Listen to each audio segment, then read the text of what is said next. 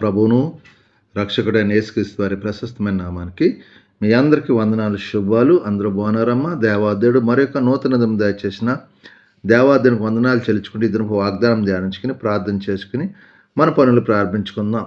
ఈ దినపు వాగ్దానం కీర్తన గ్రంథం 34 అధ్యాయం 10వ వచనంలో, సింహం పిల్లలు ఏమి గలవై ఆకలిగొన్ను, యెహోవాను ఆశ్రయించే వారికి ఏ మేలు కొదవి ఉండదు. ఈ దినపు వాగ్దానము, సింహం పిల్లలు ఏమి గలవై ఆకలిగొన్నును అంటే అడవికి రాజు సింహం, వాటికైనా ఆకలి ఉంటుంది కానీ యెహోవాను ఆశ్రయించి ఏ మేలు, రాజుకి కొదవ ఉంటుంది.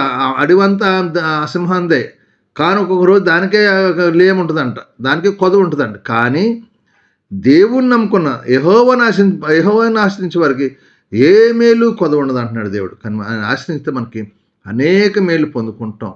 అంటే మనం గొప్పవాళ్ళని చూస్తాం, గొప్పవాళ్ళ కంటే నిన్నే గొప్పగా ప్రేమిస్తాడు, నిన్ను దీవిస్తాడు, నిన్ను ఆశ్రయిస్తాడు. కాబట్టి వాటికి కొదవ ఉండదు, కానీ నువ్వు యేసయ్యని నమ్ముకునే వాళ్ళకి ఏ కొదవ ఉండదు దేవుడు చెప్తున్నాడు. అందుకే చూడండి 9వ వచనం, యెహోవా భక్తులారా ఆయన యందు భయభక్తుల గురించుడి, ఆయన యందు భయభక్తుల గురించి వారికి ఏమీ కొదవ ఉండదు. భయం భక్తి కలిగి ఉన్నప్పుడు ఏ మేలు కొదవ ఉండదు. రాజులు కొదవ ఉండొచ్చు, కానీ యెహోవాను ఆశ్రయించి ఏ కొదవ ఉండదని ప్రభు యొక్క వాగ్దానం చెప్తుంది. కాబట్టి దినాన్ని వాగ్దానం ప్రార్థన చేయి, నీకున్న కొదవులను దూరం అయిపోయి నేను దేవుడు దీవించి ఆశ్రయించే కృప దేవాదేవుడు దాయిచ్చాను గాక. మనం నీ చుట్టుపక్కల వాళ్ళకి లేముండొచ్చు, కానీ నీకు లేమీది ఉండదు. నీకు సమృద్ధి ఉండే కృప దేవుడు దాయిచ్చాను గాక. ఆమేన్. అటువంటి కృపదాన్ని మీకు దాయిచ్చాను గాక. ఈ వాగ్దానాన్ని ప్రార్థన చేయండి, దేవుడు మిమ్మల్ని మీ కుటుంబాన్ని దీవించి ఆశ్రయించను గాక. ఆమేన్. ఈ సమయం మీ కొరకు ప్రార్థిస్తాను, మీరు కూడా నాతో ఏకీపించండి. ప్రార్థన. సర్వాధికారి మహాగణుడు పరిశుద్ధుడు కృపగల తండ్రి, కనికరపుండ నీకు వందనాలు.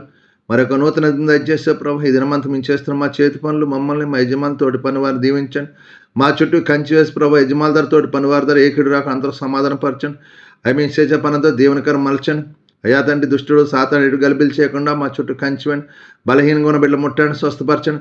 హాస్పిటల్ ఐసీలు బిడ్డ ముట్టండి, స్వస్థపరచండి. కుటుంబ సమస్యలతో బాధ విడుదల దాచండి. అప్పులు బంధకాలను విడిపించండి. తాగుడు వ్యసనాలు దూరపరచండి. యవన కుమార్తె మీరు దీవించండి. ఆశ్రయం తల్లిదండ్రులు మాటలోబడి కృప దాచే, నీ ఎందు భయభక్తులు కృప దాచే ప్రభు నీకు వందనాలు. ఏ దినము పుట్టినరోజు పెళ్లి రోజు జరుపుకునే బిడ్డలను దీవించండి, ఆశ్రయించి. ఇలాంటి పుట్టినరోజు పెళ్లి రోజు జరుపుకునే కృప బిడ్డలకు దయచేసి కృప చూపిని దీవించమని, మీకే మహిమా ఘనత ప్రభావం పొందుకోమని యేసు పరిశుద్ధ నామమున అడుగుతున్నాను తండ్రి.